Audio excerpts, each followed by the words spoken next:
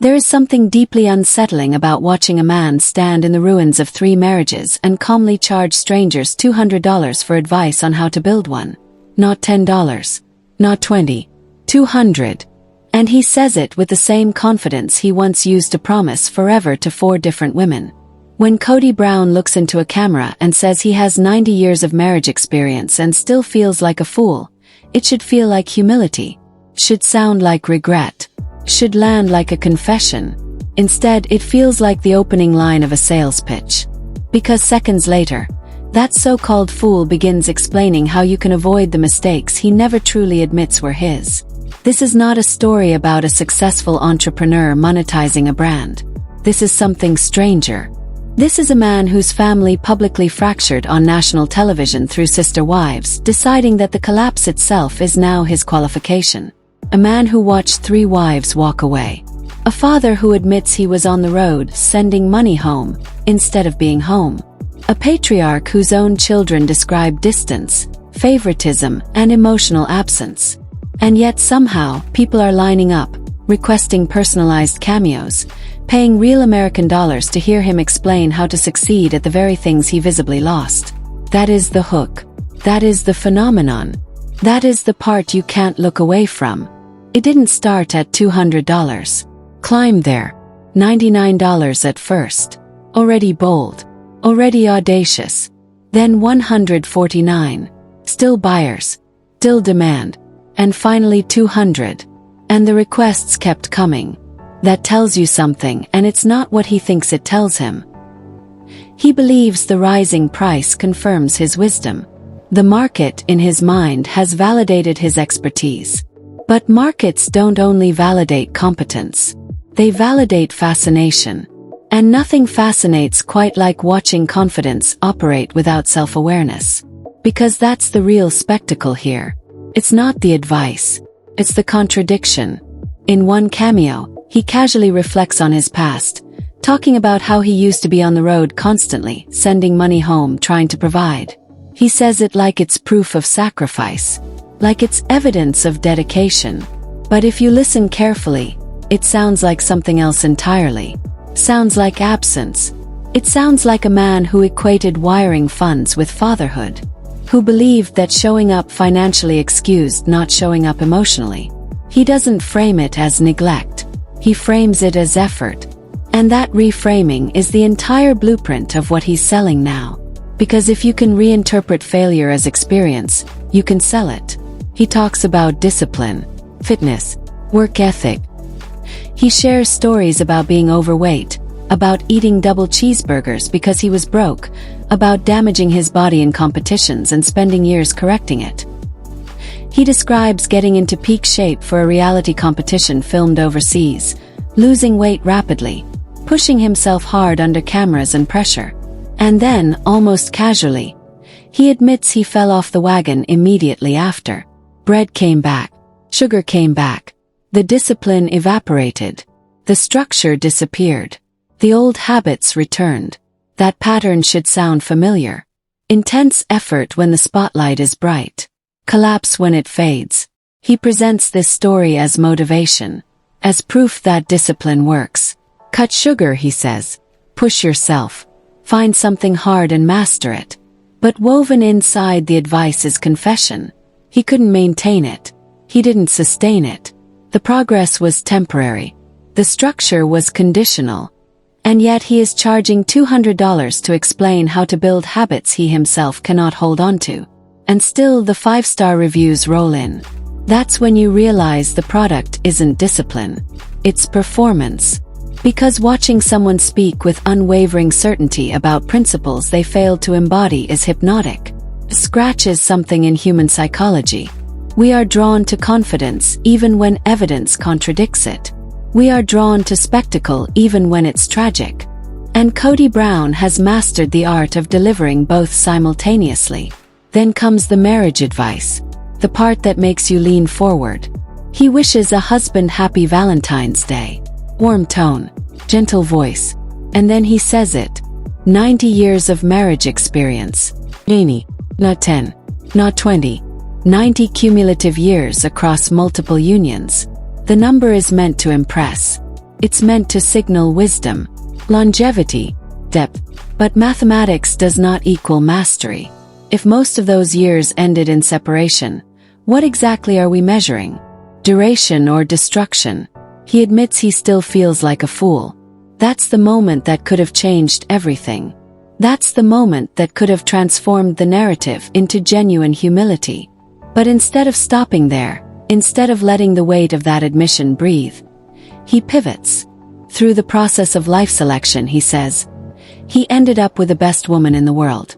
Life selection. The phrase floats there, polished and deliberate. It implies destiny. It implies refinement.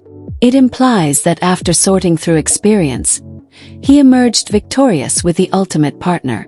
But what it quietly erases is the fact that 3 women chose to leave. That this was not selection as much as elimination. Not a tournament he won, but a series of exits he did not control. Still, he frames it as triumph. He encourages couples to reflect annually, to examine what needs correction, to ask what they should be doing differently. It's good advice, objectively good advice. But as he says it, the past looms.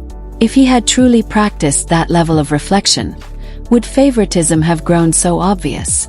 Would resentment have hardened into departure?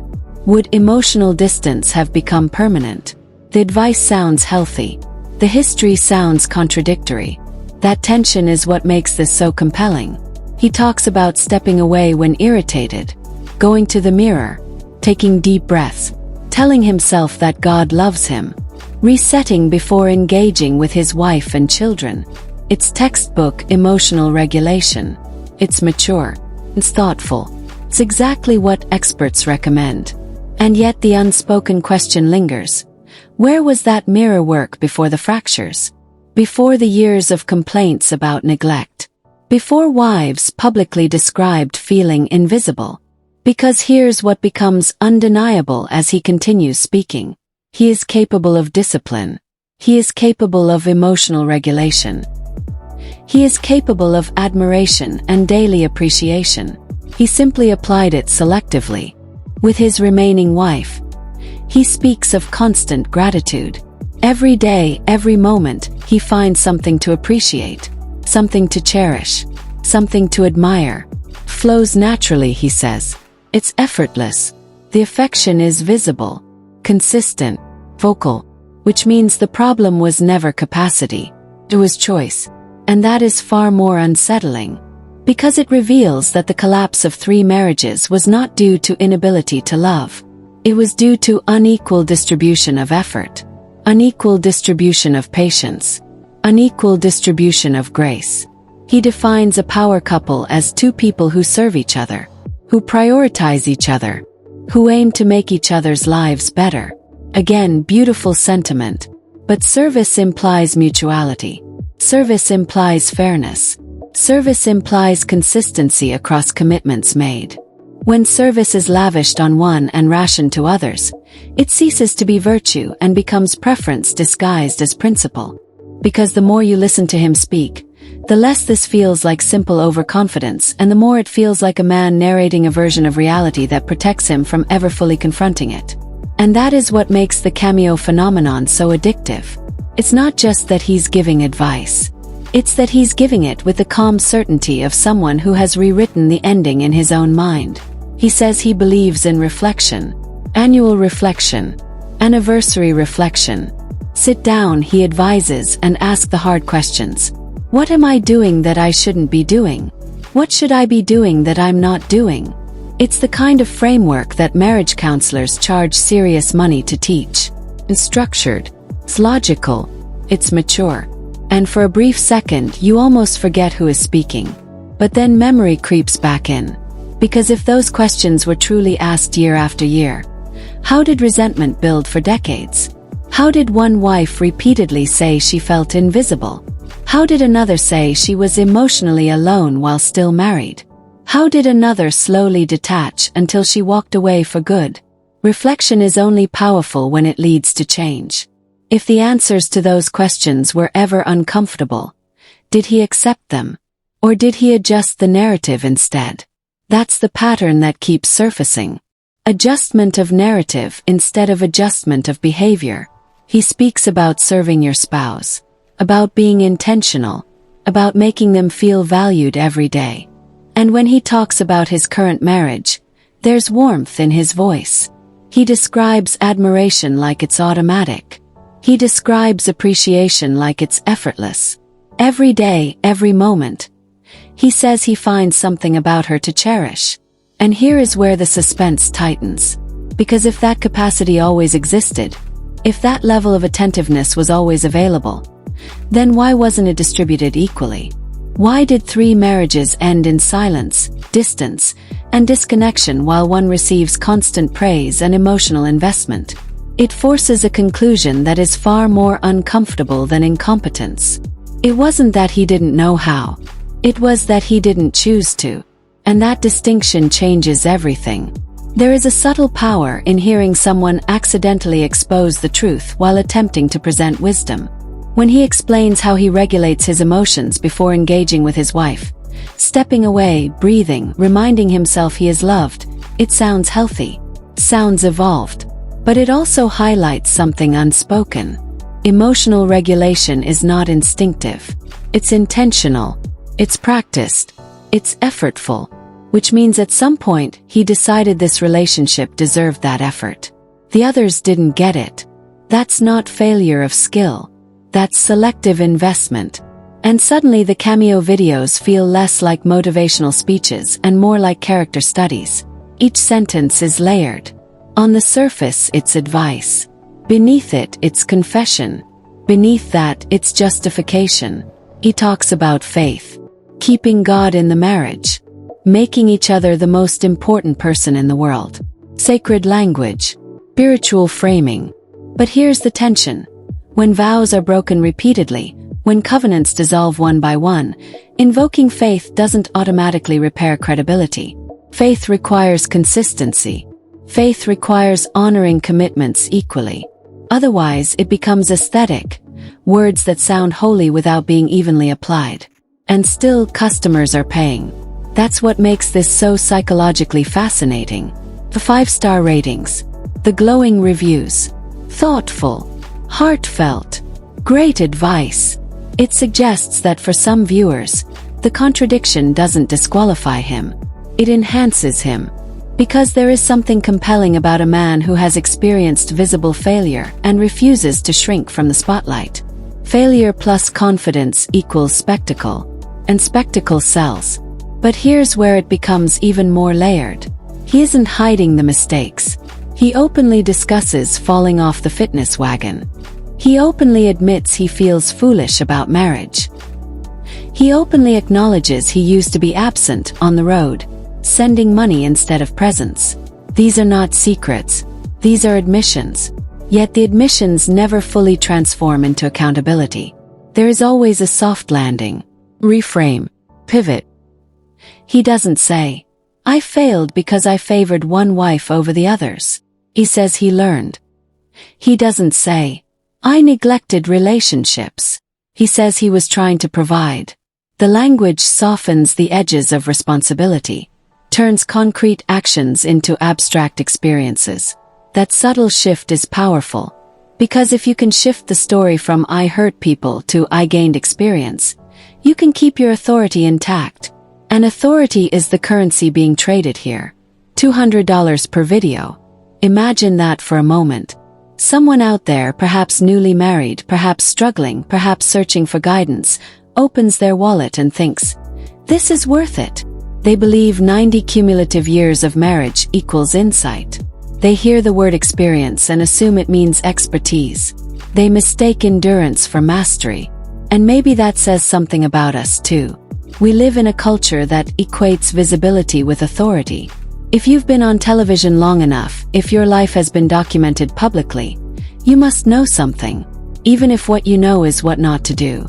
And that's the paradox.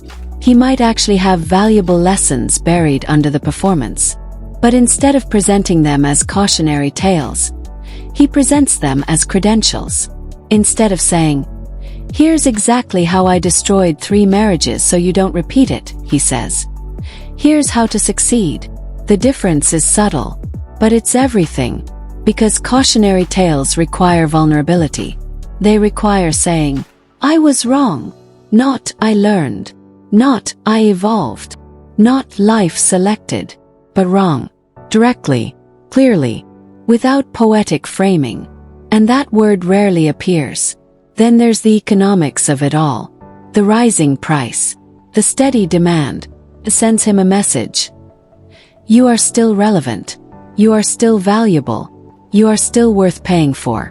And that reinforcement loop is dangerous. Because when the market rewards performance, there is little incentive to dismantle it. Why slow down and self-examine when every cameo request confirms your brand?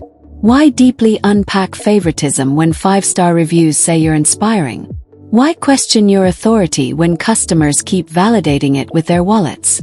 The more you watch, the more you realize this isn't about scamming. It's not deception in the traditional sense. It's something more nuanced. It's monetized contradiction. Transparent, visible, almost surreal contradiction. And the audience participates willingly. Some buyers are genuine. They believe in growth. They believe people change. They believe failure produces wisdom. And maybe they're right. Maybe he has grown in ways we can't fully see. But growth usually leaves evidence in tone, in humility, in acknowledgement of specific harm. What we mostly see is narrative management. Then there's the moment that lingers the longest. The line where he says he is woefully undertooled to give this advice. Sounds almost self-aware. Almost like a crack in the armor. But timing matters. That sentence arrives after 10 minutes of frameworks, philosophies, and guidance. By the time you reach this point, the advice almost becomes background noise. The real story isn't what he says. It's what the entire performance represents. Because once you strip away the motivational language, the spiritual references, the reflection exercises and fitness metaphors, what you're left with is something far more revealing. A man who has learned how to monetize the aftermath without ever truly sitting in it. Look closely at the details that don't seem important at first. The upgraded smile. Not a full transformation. Just enough veneers to look brighter on camera. For teeth. Partial improvement. A surface correction that photographs well but doesn't necessarily signal structural change. It's subtle, almost insignificant, until you realize it mirrors everything else. Enhance the visible parts. Improve what the audience sees.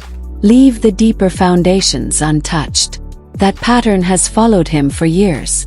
Performance first. Repair image. Move forward. It's the same rhythm in the fitness story. Dramatic weight loss for a televised competition.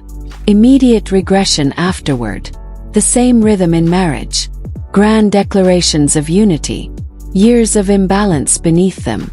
The same rhythm in advice. Moments of honesty.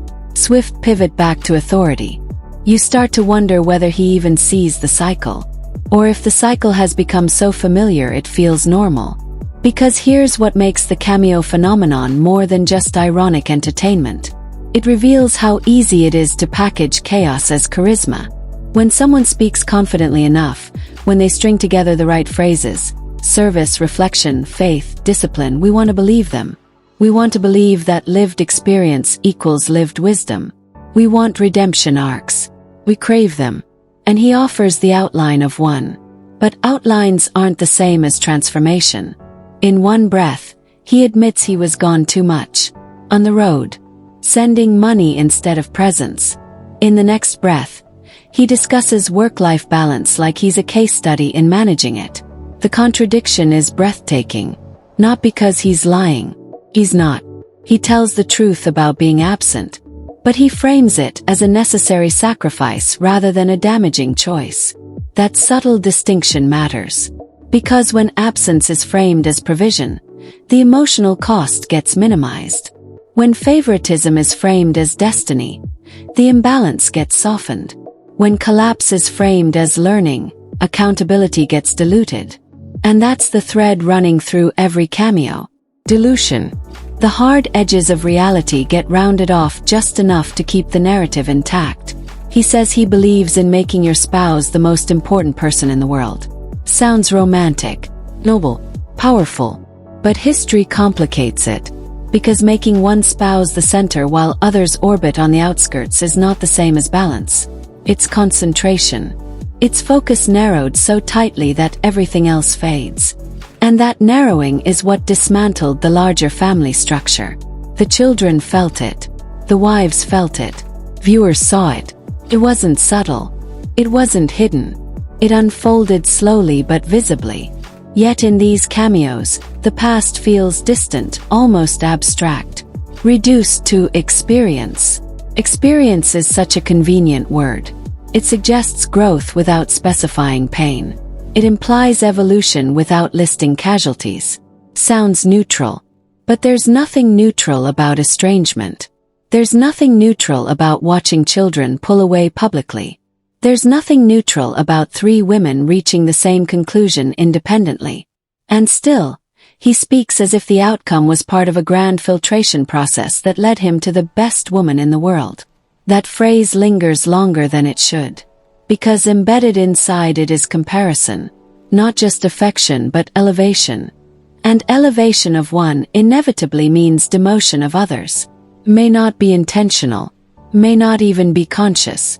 But language reveals hierarchy. When admiration is constant for one and historically scarce for others, the imbalance isn't theoretical anymore. It's documented. Yet the market rewards him. That's the part that forces a deeper question. What exactly are people buying? Advice? Or access to the paradox? Because there's something oddly captivating about watching someone remain unshaken by criticism that would crush most people. Public scrutiny. Media backlash. Online commentary dissecting every inconsistency. And still he turns on a camera, smiles, and offers guidance. That kind of resilience, or detachment, has its own magnetism. Some viewers are hate-watching. Some are genuinely inspired. Some are simply curious. But all of them contribute to the same outcome. The continuation of the performance. He talks about cutting sugar and how it reduced his joint pain. He talks about how discipline improved his health.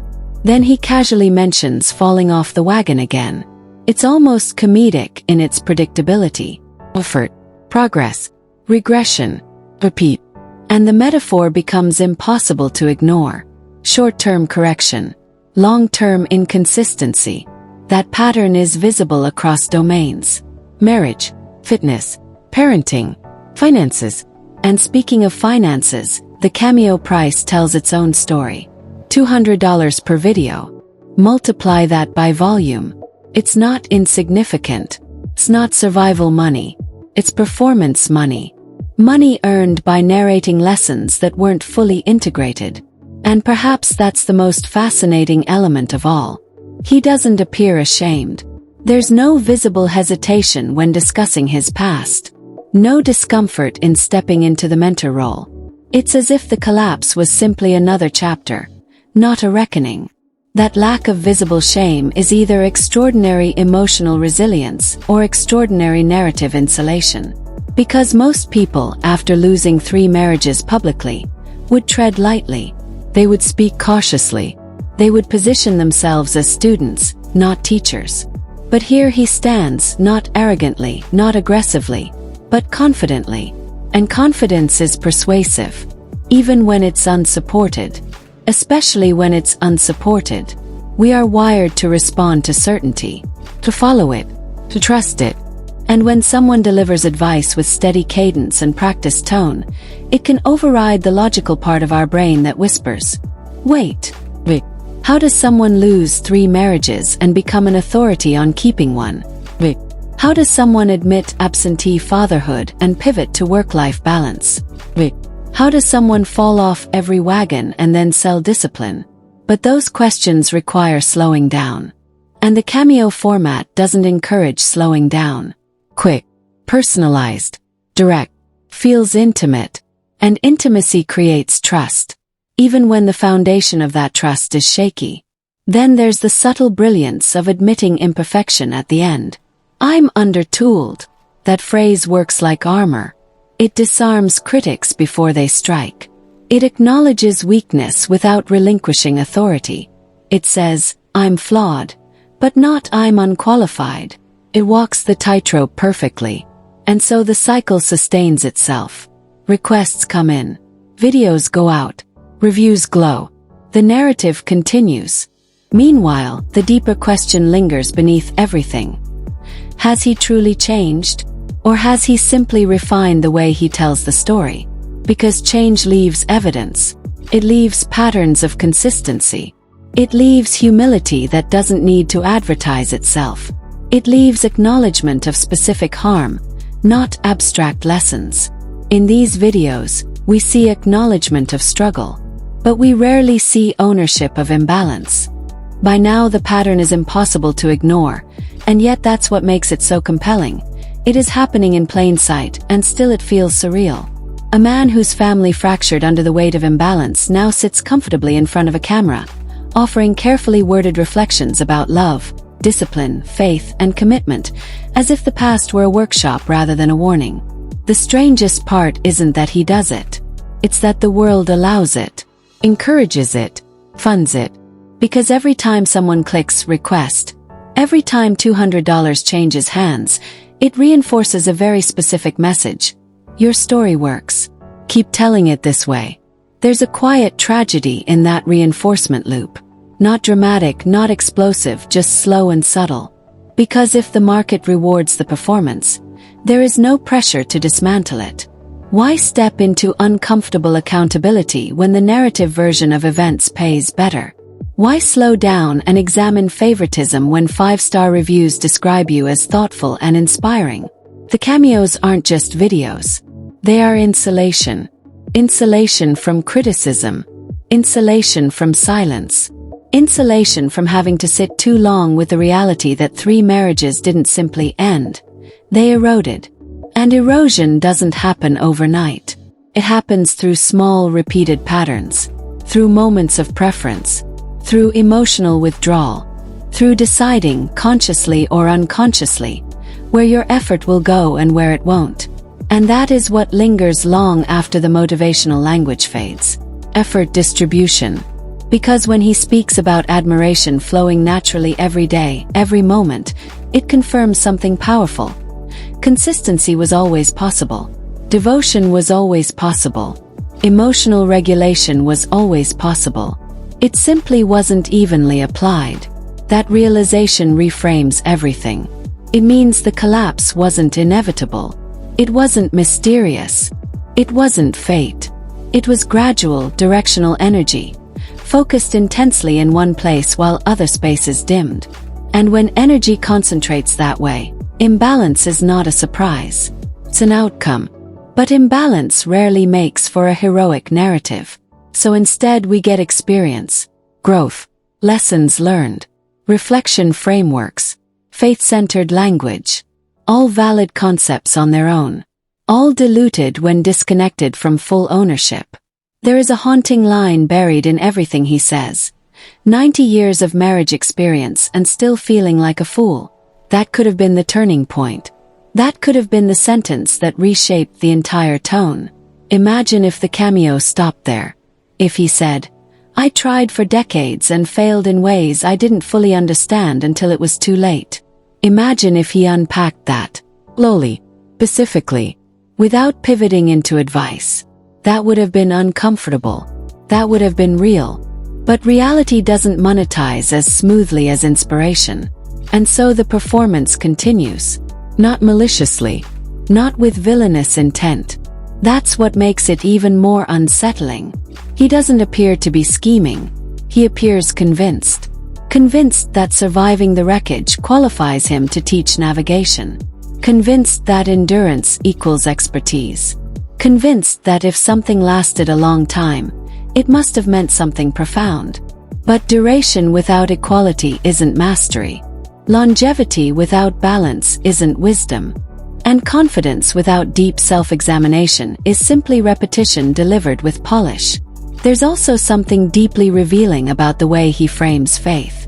Keeping God in the marriage. Making your spouse the center. Sacred language has gravity. It elevates ordinary advice into moral territory. But faith at its core demands accountability. Demands humility. It demands consistency across commitments. And when faith language is layered over selective devotion, it begins to feel less like guidance and more like aesthetic reinforcement. Sounds right. Just doesn't reconcile with history.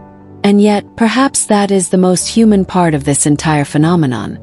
Because who among us hasn't rewritten parts of our own story to protect ourselves? Who hasn't softened the edges of regret?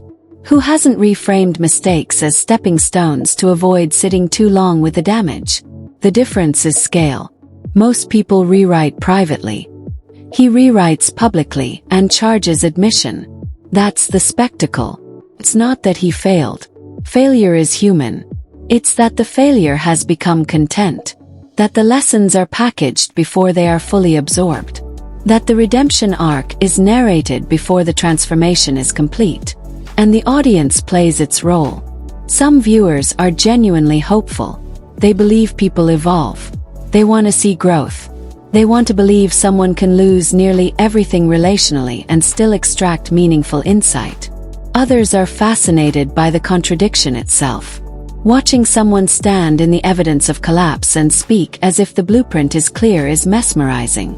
It's cognitive dissonance unfolding in real time. And cognitive dissonance is captivating, because it forces you to hold two truths at once. He has experience, and he has failure. He speaks wisely, and he has not consistently lived that wisdom. He admits imperfection, and he maintains authority. The tension between those truths is what keeps people watching. But beneath the fascination is a quieter reality. 3 women walked away. Children distanced themselves. Relationships shifted permanently. Those are not abstract lessons. Those are lived consequences. And yet the cameos frame them as chapters rather than caution signs. He talks about service, about making life better for your spouse, about showing up with kindness after regulating your emotions. And maybe he is doing that now. Maybe he has changed within the remaining marriage. Maybe the mirror work is real. Maybe the discipline attempts, even when inconsistent, are sincere. But growth in one relationship does not erase imbalance in others. And that is the part that never quite receives full daylight. Instead, we get performance layered over partial truth. And partial truth is powerful because it feels complete. By the time the video ends, the viewer has heard frameworks, principles, spiritual guidance, and personal anecdotes. Feels substantial. Feels meaningful. Feels worth $200. But if you zoom out far enough, if you trace the arc beyond the cameo itself, you see something different. You see a man who has learned how to survive public collapse without surrendering control of the narrative. You see someone who understands that confidence stabilizes perception.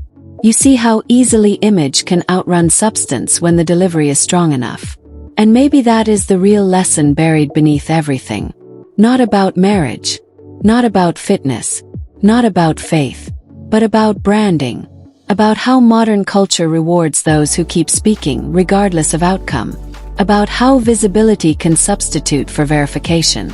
About how experience, even disastrous experience, can be reframed as authority if delivered with conviction. And here is the final irony.